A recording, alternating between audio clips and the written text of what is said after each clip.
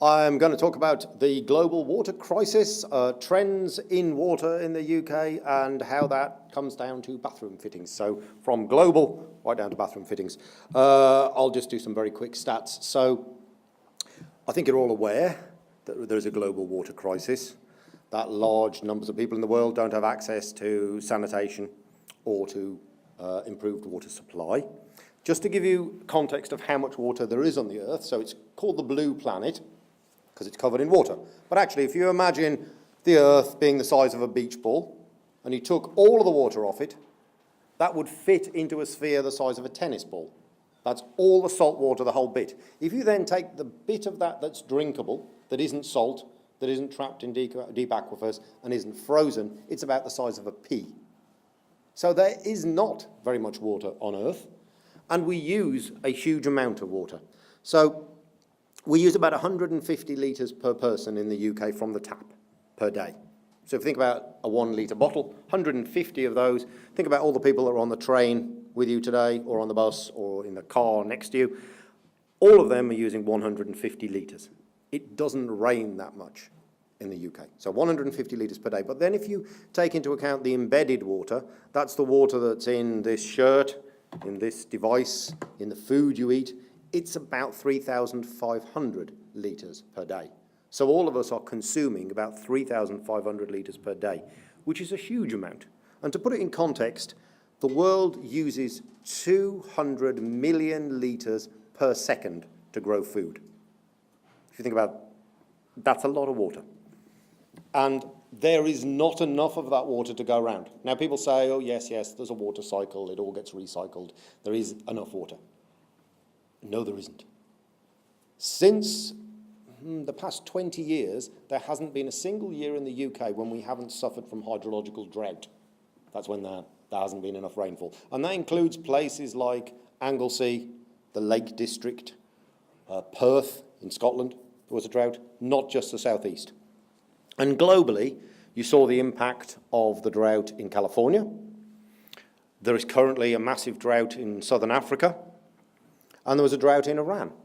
And this has impacts on us because of that embedded water that we use. So you see fluctuations in food prices. And if you consider climate change, water is the sharp end of climate change. It's the teeth. So you will see more floods and more droughts. And in the UK, we will see more floods and more droughts. No question about that. So the one in 2012, just before the Olympics, we had worst drought for about 100 years, 3 dry winters. We're currently in that same sort of position at the moment as well. We're into 2 dry winters, so almost getting there. But the one during the Olympics, there was actually a consideration of postponing the Olympics because of the amount of water. But then what happened was there was a massive rainfall. And we had those buses, those Thames Water buses saying we're in drought, driving through flooded streets. And some people I know in the water industry said, see, the conclusion from this is we shouldn't have bothered doing anything because it rained anyway. But if you know anything about statistics, what we got was one extreme event being cancelled out by another one. So what climate change is doing is effectively just, if you imagine a pendulum swinging being the seasons, it's knocked that thing all over the place. Hot will get hotter, cold get colder, wet get wetter, dry get drier. So we not only have more people using more water, as I say, 150 litres per person per day. We're living in the driest areas of the country, so in the southeast of England, southeast of Wales, southeast of Scotland are the driest bits. We're clustering in those. We're changing the demographics of how we live. So we're living in smaller households. We are using more water in our lifestyles, and there's a battle going on between technology, like our hosts provide us, against consumer use. A really good example, perhaps not the best example for this one, but is washing machines. So washing machines have massively increased in their efficiency over the past 20 years. So it used to be that a washing machine used, say, 100 litres to wash. You're now getting down to some machines with around 20 litres per wash. But the amount of water used for washing has remained the same, because rather than washing on a Monday, we now wash every single day. So this is something called Jevons paradox, whereby as you make things more efficient, people use them more. Hopefully, that won't happen in the case of sanitary ware. So there are some very large challenges. There isn't enough water to go around. we're seeing changes in rainfall patterns, which means that there's increased stress, and we're using too much. So how can this be addressed? As well as selling water, I also am an associate at WWF advising them on water policy, and one of the things that we push there is working with nature. So we're looking at renaturalizing water systems. So when you see flooding, it's not actually a bad thing. The bad thing about flooding is when it floods people's homes. So what we need to do is renaturalize systems. The rivers that we've got in the UK have been turned into very narrow canals. There's no such thing as a river. That's a human definition. Actually, what the river is a dynamic system that expands and contracts. But we name it a river and then say it needs to stay within these banks and then complain when it floods. And then we build in what's called the functional floodplain, which is rubbish. There's a floodplain or there isn't a floodplain. We should stop building in these areas. So there's a whole thing about working with nature. That's the one bit. We should also be looking at using more rainwater harvesting. We should be looking at reusing the water we have in what's called the circular economy. And the second bit is the technological revolution. So the Internet of Things.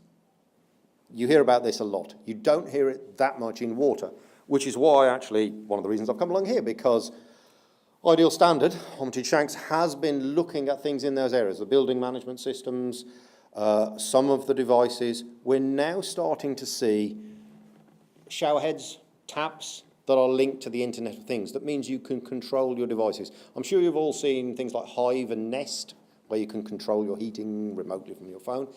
We're getting to the point where you can do that with water. So there are now devices that enable you to monitor your water use throughout your home, and then enables you to program your showers. Digital showers, we've seen those for a while, but digital showers linked to the Internet of Things becomes interesting. Taps linked to the Internet of Things. And interesting for the home, but certainly very interesting for businesses and for healthcare. Because then you can not only monitor the flow, you can look at pH, you can look at temperature, you can start to look at water quality. And the way I see water moving is similar to what you've seen in places like Singapore with travel. So if you look at the Public Utilities Board in Singapore and the transport people in Singapore, they don't publish timetables, they provide you with a personal travel plan. So rather than you going onto the website and there's the timetable, you say where you want to go and they'll give you a personalised timetable. Why don't we have that with water? Why don't we see in people's homes water as a service? So instead of saying, there you go, there's your water in a pipe, flush the toilet and there it goes. What experience do you want from the water? How can it be tailored to your personal needs? How can we use the Internet of Things to link that together? Now this all sounds a bit airy-fairy, but let's go one step further, which is I see in the future, potentially homes and businesses will not be connected to a water grid or to a sewerage grid.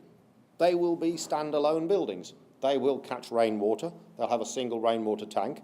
They'll have a membrane treatment plant in the basement, or perhaps a graphene treatment plant in the basement, and you will just reuse the water you've got. That's it. There's your house.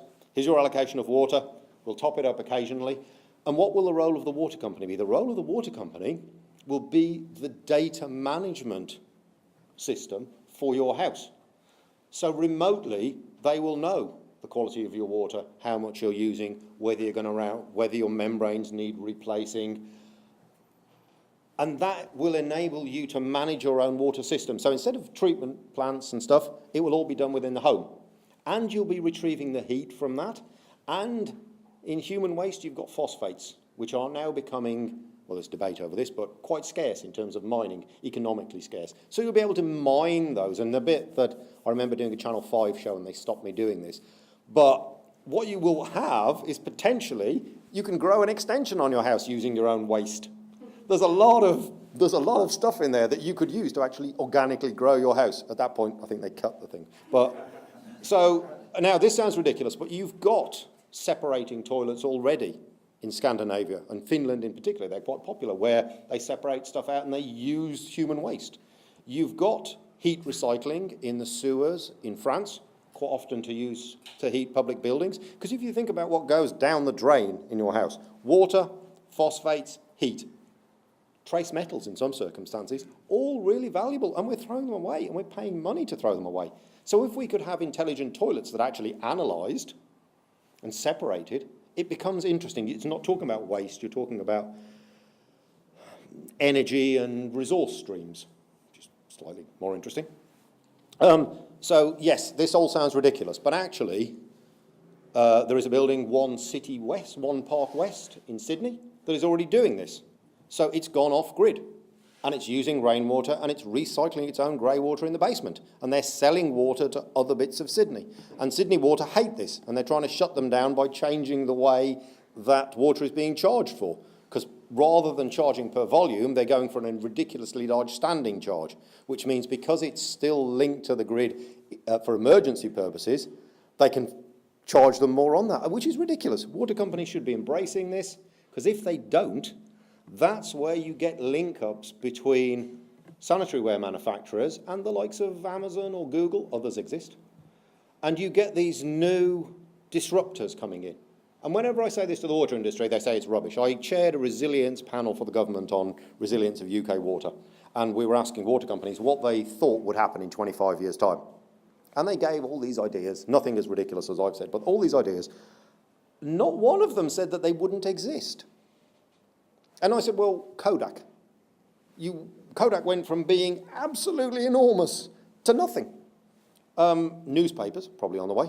Travel agents, I mean, there's a whole list of big sectors that have disappeared. Why are water utilities immune from that? Why could you not get the likes of Amazon or Google coming in and saying, actually, water's all about data management.